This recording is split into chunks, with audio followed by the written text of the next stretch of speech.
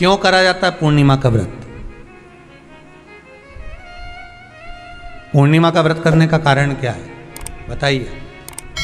आप इतने सालों से कर रही हो, कई माताएं कर रही होंगी पूर्णिमा का व्रत। एक समय फलाहार करती हैं, एक समय भोजन करती हैं। भोजन में खीर का होना जरूरी होता है पूर्णिमा के व्रत में, दूध की सामग्री होना जरूरी होती है पूर्णिमा के व्रत में। 12 महीने की पूर्णिमा करो मना नहीं है। और पूर्णिमा उठाने का भी समय होता है चैत्री।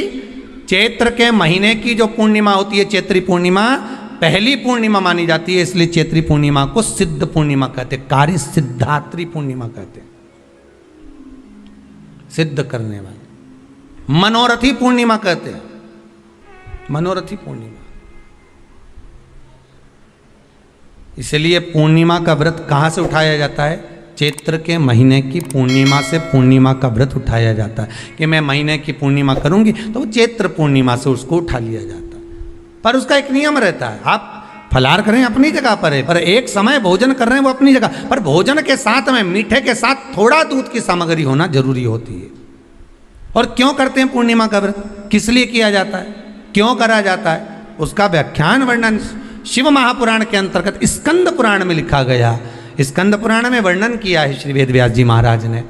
कहा ये पूर्णिमा का व्रत इसलिए किया जाता है कि व्यक्ति का जब मन गलत भ्रम में जाने लगता है, मन जब गलत जगह पर जाने लगता है, तो ये मन को गलत जगह पर ले जाने वाला कौन होता है? तो कहा ये चंद्र होता है। व्यक्ति की राशि के अंतर्गत, व्यक्ति की पत्रिका के अंतर्गत, व्यक्ति की ग्रह दशा के अंतर्गत जब चंद्र बेकार चलता है तो व्यक्ति अच्छा करते करते भी बेकार करने लग जाता है। चंद्र डोल रहा है। कई माताएं कहती हैं गुरुजी हमारे बेटे को आशीर्वाद दीजिए, बहुत गलत संगत में जा रहा है, मतलब समझ जाना कि चंद्र गड़बड़ जा रहा है। बेटी अगर गलत मार्ग पर जा रही है, बेटी अगर गलत संगत में जा रही है, किसी अन्य व्यक्ति की ओर आकर्षित हो, चंद्र गड़बड़ हो रहा है, उसका चंद्र कहीं जा रहा है। कोई पुरुष, कोई लड़का कोई गलत मार्ग पर जा रहा है, चंद्र गड़बड़ हो रहा है।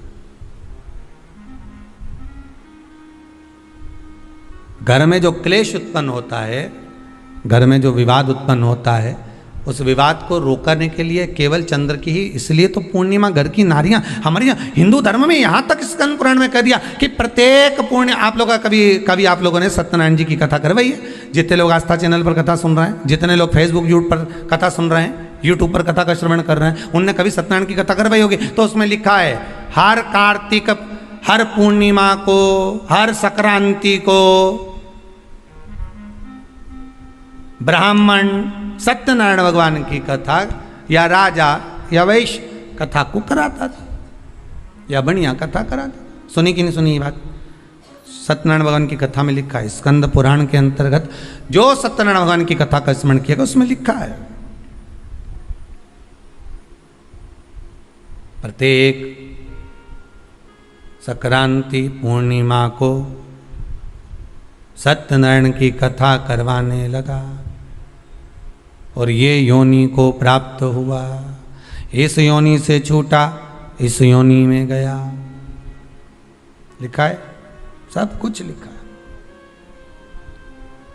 अब उत्ते से समझ जाओ कि पूर्णिमा को सत्यनारायण की कथा करने का बोला है, तो पूर्णिमा को सत्यनारायण की कथा का क्यों बोला? वैसे तो रोज कराओ सत्यनारायण जी की कथा, प्रतिदिन कराओ, मना नहीं है। आप क्या कोई विशेष फंक्शन है आप सत्यनारायण जी की कथा करवा, पर पूर्णिमा संक्रांति को और संक्रांति को पूर्णिमा को सत्यनारायण की कथा का स्मरण क्यों करवाया गया? क्योंकि पूर्णिमा के दिन अगर ये भगवान का व्रत रख लेगी, पूर्णिमा के दिन अगर ये खीर का प्रसाद बना लेगी, थोड़ा सा दूध की कोई सामग्री बना लेगी और भगवान को भोग लगा देगी, भले सत्यनारायण भगवान के भाव से बनाए, भले सत्यनारायण जी के निमित्तार्थ बना, पर अगर इसने सत्यनारायण भगवान के निमित्त से बना, पर पूर्णिमा के दिन अगर ये व्रत रखेगी, उपास रखेगी या कोई सामग्री बनाकर भगवान की पूजन कर लेगी, तो इसके घर में जो अशांति है वो शांति में बदल जाएगी। इसलिए कई घरों में आज भी सत्यनारायण भगवान की पूजन हर पूर्णिमा को करती है। माता किताब लेके बैठ जाती है, तुरंत तुरंत उन्हें ऑफिस जाना, कहीं काम पे जाना, और तुरंत उसने तुरंत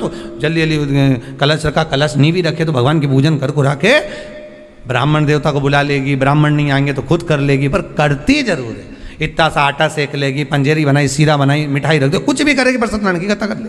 उसका मन लग गया उसमें, मतलब पूर्णिमा को करना है। उसको करने से क्या होता है? शांति रहती है, शीतलता रहती है। जिसके घर में हर महीने की पूर्णिमा को खीर बनती हो, ध्यान दीजिएगा, बहुत सुंदर संवाद चल रहा है, बहुत ध्यान देने वाली बात है। प्रत्येक महीने की पूर्णिमा को जिसके घर में दूध की सामग्री बनती हो, दूध की सामग्री तैयार होती हो, खीर प्रसाद तैयार होता हो, उसके घर में कभी क्लेश नहीं हो सकता। चाहे सास बहू एक दूसरे के सामने वो कहे ना, वो सांप और नेवले की लड़ाई क्यों ना, फिर भी शांति हो जाती है। पर प्रत्येक महीने की पूर्णिमा होना चाहिए। ये नहीं कि तुमने एक महीने की पूर्णिमा पे बना लिया और दूसरे महीने की पूर्णिमा को गायब कर दिया। फिर किसी ने कह दिया आज चूरमा तो बन रहा है, दाल बाटी तो बन रही है चूरमे के साथ में, लड्डू बन रहे हैं, तो काय को खीर बना रही हो? तो तुमने अब वो खीर प्रसाद,